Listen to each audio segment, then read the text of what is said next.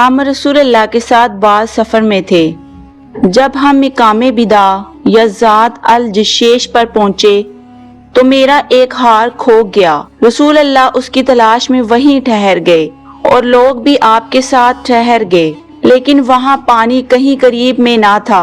لوگ حضرت ابوبکر صدیق رضی اللہ عنہ کے پاس آئے اور کہا، حضرت عائشہ رضی اللہ عنہ نے کیا کام کیا ہے کہ رسول اللہ اور تمام لوگوں کو ٹھہرا دیا ہے، اور پانی بھی کہیں قریب میں نہیں ہے اور نہ لوگوں ہی کے ساتھ ہے۔ پھر ابوبکر صدیق تشریف لائے نے رسول اللہ اپنا سر مبارک میری ران پر رکھے ہوئے سو رہے تھے۔ فرمانے لگے کہ تم نے رسول اللہ اور تمام لوگوں کو روک لیا، حالانکہ قریب میں کہیں پانی بھی نہیں ہے اور نہ لوگوں کے پاس ہے۔ حضرت عائشہ کہتی ہیں کہ والد ماجد مجھ پر بہت خفا ہوئے اور اللہ نے جو چاہا انہوں نے مجھے کہا اور اپنے ہاتھ سے میری کوکھ میں کچوکے لگائے۔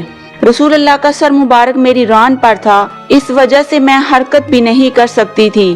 رسول اللہ جب صبح کے وقت اٹھے تو پانی کا پتہ تک نہ تھا۔ بس اللہ تعالیٰ نے تیمم کی آیت اتاری اور لوگوں نے تیمم کیا۔ اس پر اسید بن حذیر رضی اللہ عنہ نے کہا، اے آل ابی بکر، یہ تمہاری کوئی پہلی برکت نہیں ہے۔ عائشہ نے فرمایا، پھر ہم نے اس اونٹ کو ہٹایا جس پر میں سوار تھی تو ہار اس کے نیچے مل گیا۔ صحیح بخاری حدیث نمبر 334۔ نبی نے فرمایا، مجھے 5 چیزیں ایسی دی گئی ہیں جو مجھ سے پہلے کسی کو نہیں دی گئی تھی۔ 1 مہینہ کی مسافت سے رب کے ذریعے میری مدد کی گئی اور تمام زمین میرے لیے سجدہ گاہ اور پاکی کے لائق بنائی گئی۔ پس میری امت کا جو انسان نماز کے وقت کو جہاں بھی پالے اسے وہاں ہی نماز کر لینی چاہیے، اور میرے لیے غنیمت کا مال حلال کیا گیا ہے۔ مجھ سے پہلے یہ کسی کے لیے بھی حلال نہ تھا، اور مجھے شفاعت عطا کی گئی، اور تمام انبیاء اپنی اپنی قوم کے لیے مبعوث ہوتے تھے، لیکن میں تمام انسانوں کے لیے عام طور پر نبی بنا کر بھیجا گیا ہوں۔ صحیح بخاری حدیث نمبر 235۔ انہوں نے حضرت اسماء سے ہار مانگ کر پہن لیا تھا، وہ گم ہو گیا۔ رسول اللہ نے ایک آدمی کو اس کی تلاش کے لیے بھیجا جسے وہ مل گیا۔ پھر نماز کا وقت آ پہنچا اور لوگوں کے پاس پانی نہیں تھا۔ لوگوں نے نماز پڑھ لی اور رسول اللہ سے اس کے متعلق شکایت کی۔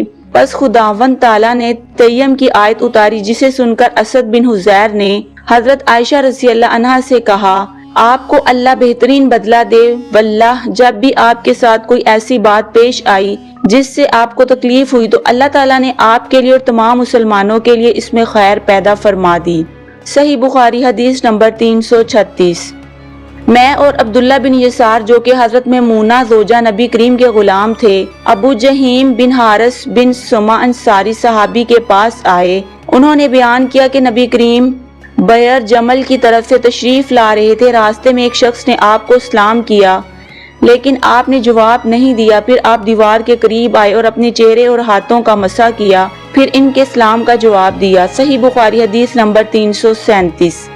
ایک شخص عمر بن خطاب کے پاس آیا اور عرض کی کہ مجھے غسل کی حاجت ہو گئی اور پانی نہیں ملا، تو اب میں کیا کروں؟ اس پر عمار بن یاسر نے حضرت عمر سے کہا کہ آپ کو یاد نہیں جب میں اور آپ سفر میں تھے، ہم دونوں جنبی ہو گئے، آپ نے تو نماز نہیں پڑھی لیکن میں نے زمین پر لوٹ پوٹ لیا اور نماز پڑھ لی۔ پھر میں نے نبی سے اس کا ذکر کیا تو آپ نے فرمایا کہ تجھے بس اتنا ہی کافی تھا، اور آپ نے اپنے دونوں ہاتھ زمین پر مارے، پھر انہیں پھونکا اور دونوں سے چہرے اور پونچوں کا مسح کیا۔ صحیح بخاری حدیث نمبر 338۔ یہ واقعہ بیان کیا جو پہلے گزر چکا، اور شعبہ نے اپنے ہاتھوں کو زمین پر مارا، پھر انہیں اپنے منہ کے قریب کر لیا اور پھونکا، پھر ان سے اپنے چہرے اور پونچوں کا مسح کیا۔ صحیح بخاری حدیث نمبر 339۔ وہ حضرت عمر رضی اللہ عنہ کی خدمت میں حاضر تھے اور حضرت عمار نے ان سے کہا کہ ہم ایک لشکر میں گئے ہوئے تھے، پس ہم دونوں جنبی ہو گئے، اور انہوں نے طفل فیہما کہا۔ صحیح بخاری حدیث نمبر 340۔